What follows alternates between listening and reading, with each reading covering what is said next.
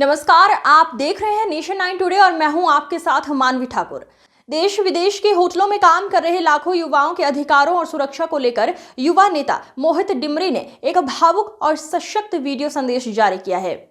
उन्होंने कहा कि होटल कर्मचारी हॉस्पिटैलिटी इंडस्ट्री की रीढ़ है, लेकिन दुर्भाग्यपूर्ण है कि आज तक उनके लिए कोई ठोस और समर्पित सरकारी नीति नहीं बनाई गई। मोहित डिमरी ने कहा कि पहाड़ों से निकलकर देश और विदेश के होटलों में काम करने वाले युवाओं की पीड़ा को उन्होंने बहुत नजदीक से देखा है। इन कर्मचारियों की समय पर मिलने वाली सैलरी पर उनके माता पिता, पत्नी और बच्चों का पूरा भविष्य टिका होता है। इसके बावजूद उन्हें लंबे समय तक काम, तय छुट्टी का अभाव और असुरक्षा जैसी समस्याओं से जूझना पड़ता है।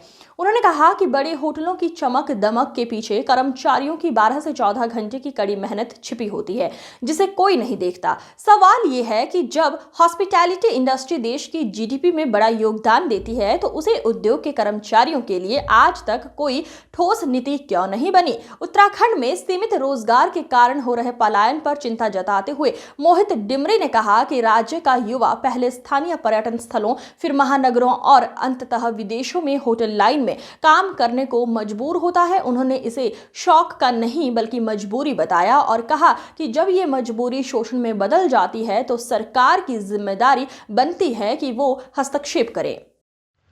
साथियों नमस्कार, मैं मोहित डिमरी। साथियों, आज हम बात करेंगे अपने होटलियर भाइयों की। पिछले कई दिनों से लगातार हमारे होटलियर भाई फ़ोन कर रहे हैं। वे चाहते हैं कि उनकी समस्याएं खुलकर सामने आए, उनकी आवाज़ कोई मजबूती से उठाए। आज इसी वीडियो के माध्यम से मैं अपने होटलियर भाइयों के मुद्दों पर खुलकर बात करूंगा और यह भी बताऊंगा कि हमने उनके सुरक्षित और बेहतर भविष्य के लिए क्या ठोस योजना बनाई है। साथियों, यह उन लाखों युवाओं की आवाज़ है जो देश विदेश के होटलों में मेहनत कर रहे हैं, लेकिन आज भी अधिकार और सुरक्षा से वंचित हैं। इस वीडियो को अंत तक जरूर देखें। साथियों, मैंने पहाड़ के घरों से निकलकर देश विदेश के होटलों में पसीना बहाते युवाओं का दर्द बहुत नज़दीक से देखा है। मैंने उन माँ बाप को देखा है जिन्होंने अपने बेटे को बेहतर भविष्य के सपने के साथ होटल लाइन में भेजा। मैंने उन पत्नियों को भी देखा है जो महीनों सैलरी न मिलने पर घर की गाड़ी किसी तरह खींचती हैं। मैंने उन बच्चों को भी देखा है जिनकी पढ़ाई उनके पिता की समय पर आने वाली सैलरी पर टिकी होती है।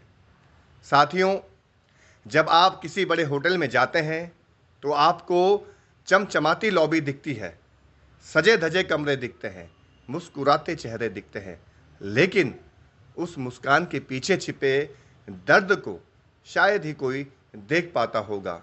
12 से 14 घंटे का लगातार काम, फिक्स छुट्टी का न होना, असुरक्षा और भी बहुत कुछ।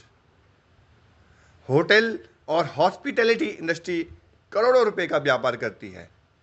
यह जीडीपी में बड़ा योगदान देती है, लेकिन सवाल यह है, जिस उद्योग की नींव हमारे होटलियर भाइयों के पसीने पर टिकी हो, उसी उद्योग में काम करने वाले हमारे हजारों लाखों भाइयों के लिए आज तक कोई ठोस नीति क्यों नहीं बनी? उत्तराखंड में रोजगार के साधन सीमित हैं, इसलिए हमारा युवा होटल लाइन में जाता है। पहले ऋषिकेश, हरिद्वार, मसूरी, फिर दिल्ली, मुंबई, गोवा, उसके बाद विदेश जाना मजबूरी बन जाता है। यह पलायन किसी शौक से नहीं होता, यह सब मजबूरी में होता है। लेकिन जब यह मजबूरी शोषण में बदल जाती है, तब सरकार की जिम्मेदारी बनती है कि वह हस्तक्षेप करे। लेकिन दुर्भाग्य से आज तक किसी भी सरकार ने होटेलियर युवाओं के हित में काम नहीं किया। साथियों, कुछ समय पहले गोवा के क्लब में आग लग गई थी। 25 होटल कर्मचारी जिंदा जल गए, उनमें 5 हमारे उत्तराखंड के बेटे भी शामिल थे। सोचिए, वे सिर्फ होटल के कर्मचारी नहीं थे, वे किसी के बेटे थे, किसी के पति थे, किसी के पिता थे। लेकिन आग बुझने के बाद सवाल अपनी जगह रह गया, क्या कोई स्थायी नीति बनी? क्या कर्मचारियों की सुरक्षा पर कोई कानून बना? क्या पीड़ित परिवारों के लिए कोई दीर्घकालिक योजना बनी? जवाब साफ है, ऐसा कुछ भी नहीं हुआ। आज लाखों होटल कर्मचारियों को समय पर सैलरी नहीं मिलती। 2 महीने, 3 महीने, कई बार 6-6 महीने तक सैलरी रोकी जाती है। आधे से ज़्यादा होटलों में पीएफ तक नहीं काटा जाता। कर्मचारी से साइन करवा लिया जाता है, लेकिन पैसा जमा नहीं होता। ईएसआई कार्ड भी नहीं बनता। इलाज का पूरा खर्च कर्मचारी को अपनी जेब से करना पड़ता है। किसी फैक्ट्री में 8 घंटे का नियम है, किसी ऑफिस में फिक्स टाइम है, लेकिन होटल कर्मचारी के लिए समय का कोई मूल्य नहीं। सुबह 6 बजे से ड्यूटी और रात 12 बजे तक काम। आज हजारों युवा दुबई, कतर, सऊदी, यूरोप और एशिया में होटल इंडस्ट्री में काम कर रहे हैं। लेकिन जब पासपोर्ट जब्त हो जाए, सैलरी बंद हो जाए, एक्सीडेंट हो जाए या मौत आ जाए, तो सरकार मदद के लिए आगे नहीं आती।